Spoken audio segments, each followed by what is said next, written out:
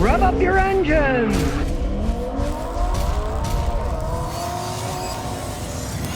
All right, I got a viewer came over today. He's got a big Ford pickup truck, 4x4, and he bought himself one of these X-Tool D8s.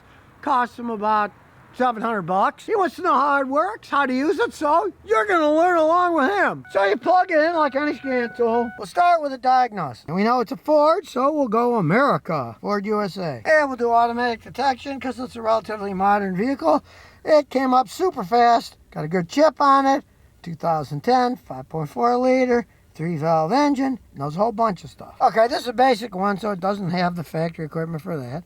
And we will do an automatic scan. You see how fast that thing is? Look at it. It is whipping through this stuff quick. This thing's had some wear on it. It's got 137,000 miles. As we can see, there's no DTCs on anything. So it's in excellent shape. But of course, there's a lot more than that. So let's check out the live data. We'll start it up. Starts right up. Sounds like a typical Ford V8. You can see it's got 289 points of data. So you're going to get a lot of information on this thing. So what we want to do is start looking at it. And they're nice because they're color-coded. Blue is normal. You see oddball stuff, different colors, you know something's wrong. So let's start looking through this. It's putting out 14.2 volts, you know it's charging, barometric pressure. There's an awful lot of information you get. Cylinder head temperature, dual engine coolant temperature. See the throttle control, it's all electronic, it's working quite well. Because it says desired 2.75 and it's 2.75, 74. It changes up and down with it and it's almost exactly the same. It say you had a problem with your electronic throttle. Say that desired throttle was 2.67 and the actual was like 2.0 or 3.5, you'd know there's a problem in that system. That's where these tools are invaluable. There's all kinds of information. You learn what it means, you're going to be able to analyze a car a lot better. And yeah, it's a lot of information, but it is color-coded. We'll scroll down some more. There's no faults, that's fine. Tells you the fuel level. Now that's a fuel gauge. 51.99, 50 point. It sloshes around a little. We don't need that much accuracy. And it shows you the fuel rate pressure, which is great. Around 40 PSI. It's normal for one of these. Back in the day, you had to take the fuel line off the fuel injector rail, get a special adapter, put it on, run it, get a fuel gauge with a long hose to come into the cab here, drive it around and look. This has the information. The fuel pressure's here. You could graph it, whatever you want to do, but you don't have to go through all of that crap to analyze it. Now, sure, if you go way back, they actually made these things easier to work on, and that they had inverted bicycle Schrader valves on the line, and you'd get a fuel gauge and it would just screw right on, and you could find the pressure real easy by just like checking your tire pressure, right? But they stopped putting those on years ago, and it pissed me off because it made working on cars a lot harder. You have to buy an adapter on a yada to attach it, but now we can do it electronically without having to hook anything up. Oh, that's another good thing you can use these for. See if your fuel pump's going out, 82 degrees. If that was getting really hot, you'd know there was a problem. And then there's all this transmission stuff you can look at when you're driving it. You think you got a tranny problem, you can road test it and graph all this information. And again, it shows the charge in 14.487, that's working good. And there's no fault in the oxygen sensors. And it's pretty good. It's only subtracting 0.13% fuel, which isn't much. That's almost perfect. Here it's only subtracting 0.48. Again, minus 1.161. It's almost perfect. Oh, it was perfect. There, it's perfect again. Then it went 0. Oh, it's not perfect. It's 1/1000th off every once in a while. When you consider it's got 137,000 miles and it's still running almost perfect, hey, we're talking Lexus.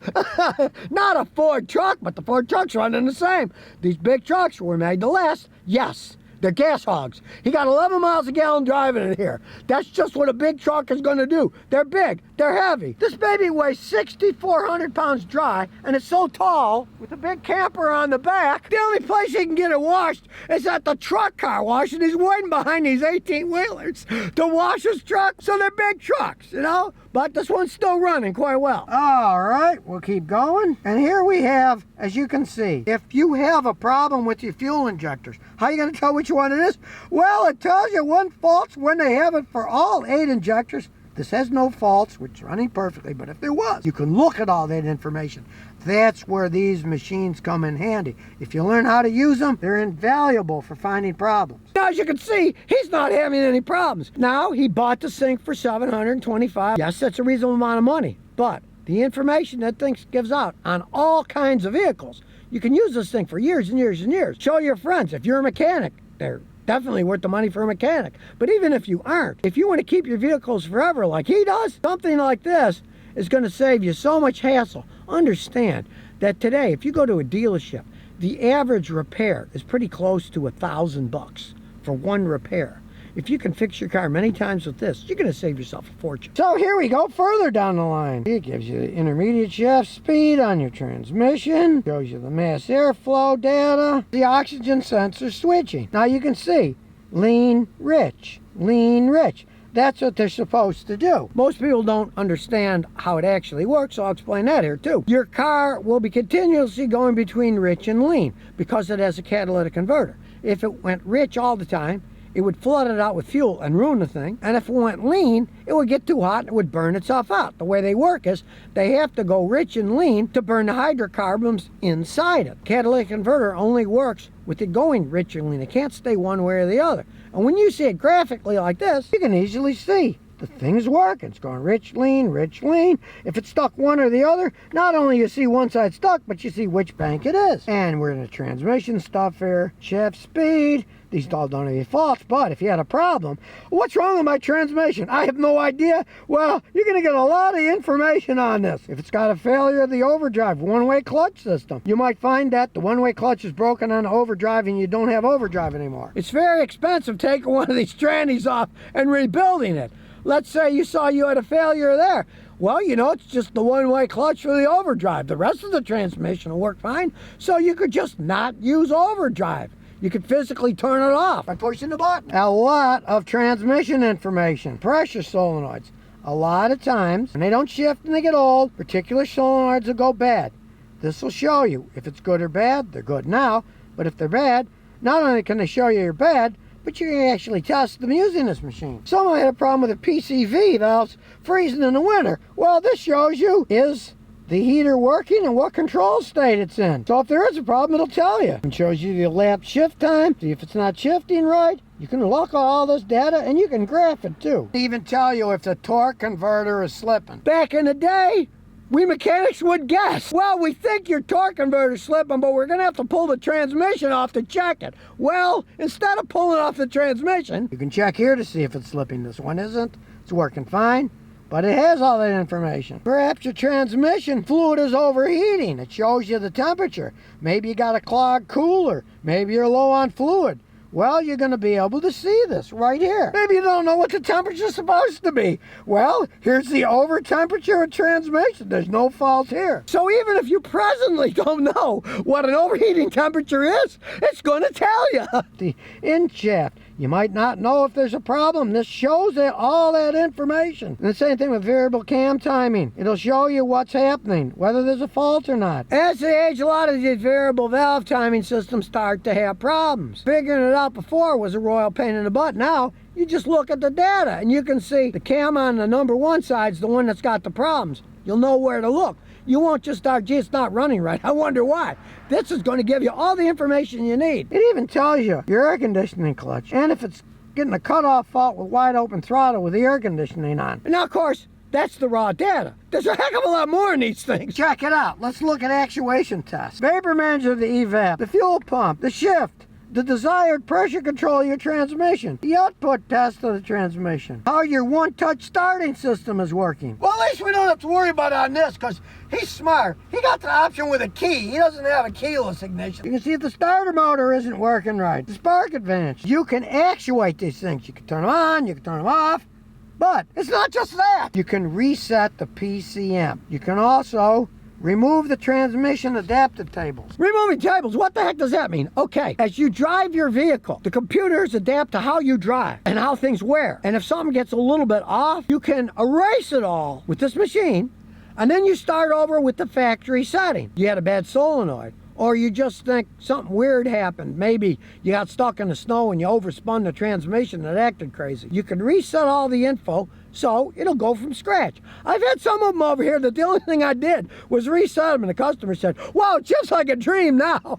And I say, well, we reset it. You see what happens. If it stays this way for a few months, then it actually fixed it. But when you do repairs, you got to reset them anyways, and these machines can do it. Say you're happy with how it shifts, you can halt the transmission adaptive learning. So if you're happy the way it is, you know, truthfully, I do this with a lot of my computers and phones. I disable updates because I found that some of these updates, they screw everything up. When my Google Pixel was updated lately, did it screw up? I wasn't able to access the phone without turning it all on, and by then I missed the call. I was doing live broadcasts and it would shut off. All that was because of an upgrade. So from now on, I just say no. Everything has to be updated manual. And then I read about it. And then if there's an update, and then 3 months later people don't say this update stinks, then I'll update it then. They let you do this with the car too. Also allows you to do a power balance. Let's say you change fuel injectors. You got to do that on a modern car because no fuel injector is going to be made, especially a remanufactured one, when they're actually perfect. So the computer's got to balance them all. And as you can see here,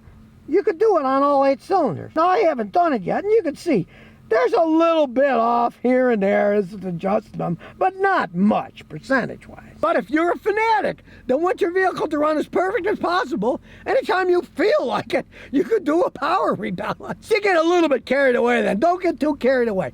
They're machines, they're not perfect. Nothing's ever going to be perfect. This thing runs so good, I'd leave it alone. But you got to change a fuel injector, you're going to have to do a power balance on it. And of course, you can get any of the data in graphic form. And if you want, you can push data recording, you can record it all, and you can compare 4 different sensors at a time in graphic form. You want to go that far? That's actually the best way to analyze a lot of stuff. Because you can say, when does it act up? You could put it on certain speeds, have it watch the speed.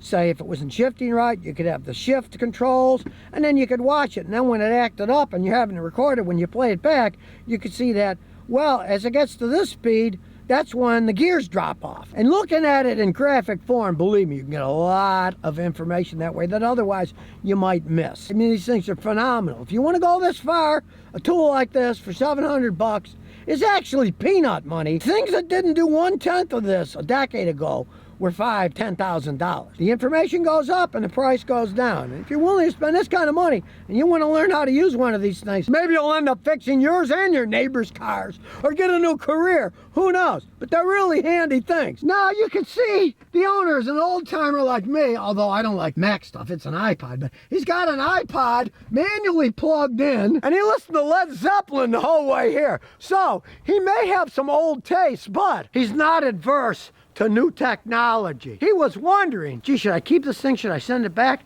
Now he's going to keep it because he's seen that there's an awful lot you can do with one of these things. Even if you don't know that much now. You just learned a whole bunch in this video, hopefully, if you were paying attention. There's a lot of stuff you can do with a little bit of knowledge, and you can keep adding to your knowledge. Maybe you're never going to touch an automatic transmission. Maybe you're going to try to fix it. Well, at least you got the choice here. And even if you're not going to fix it yourself, you can go in and say, you know, my servo number 2 has got a problem, it's hanging up. Then they can't BS you with something, and they'll say, well, do you want us to try the servo? And you can say, yeah, try the servo. I don't want to rebuild the whole thing if it's just the servo. So they're very handy. You want to join the electronic age? It's a good way of doing it. So if you never want to miss another one of my new car repair videos, remember to ring that bell.